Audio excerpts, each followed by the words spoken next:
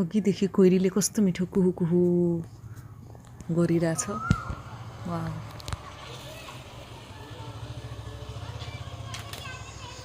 यो नेपालगञ्जमा पनि कोइलीको आवाज सुन्न पाइयो।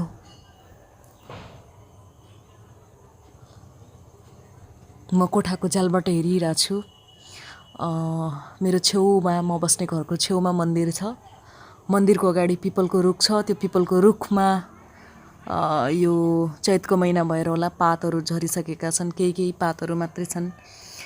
पिपलको पात छैन, बरको पातहरू छ। बर र पिपलको रुखसँगै छ।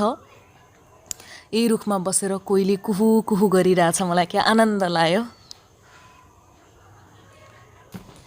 मैले यहाँहरूलाई यो कोइलीको आवाज सुनाउन खोजिरहेको, अहिले कता गयो खै उसको आवाज सुनिरहेको छैन। I will try to again.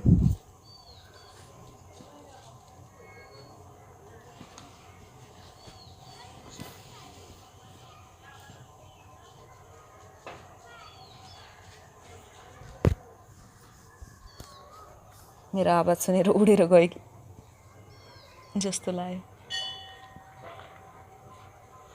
मन्दिरको घन्टी पनि बज्यो, 6:36।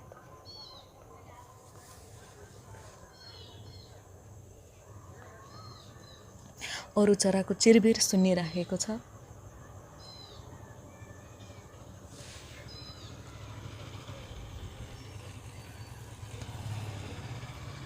साँझ पख भएर होला, यो चराको चिरबिर सुन्न एकदम आनन्द लाग्छ।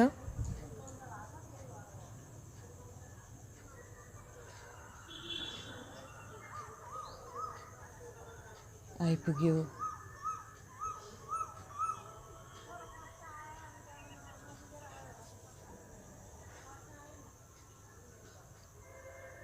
पात खसेर नाङ्गै भएको रुखको हाँगामा बसिरहेछ। भर्खर आयो, फेरि फर्केर। अलिकति पुच्छर पनि हुँदो रहेछ यो चराको।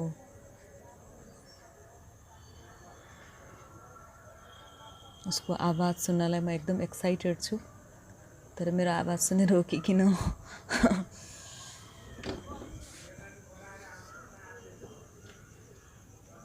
ओके, रुखमा त बसिराखेको छ।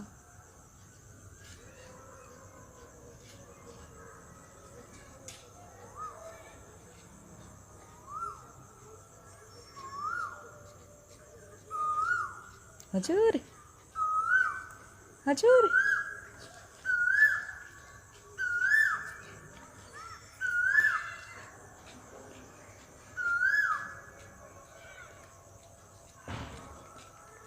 कुहु कुहु साउन्ड आइरहेछ। हामीले पहिला सानो हुँदाखेरि, गाउँमा हुँदाखेरि धेरै सुन्थ्यौँ यो आवाज। आजभोलि धेरै समय भयो मैले सुन्न पाएको थिएन, आज सुने, त्यही भएर यहाँलाई सुनाएँ।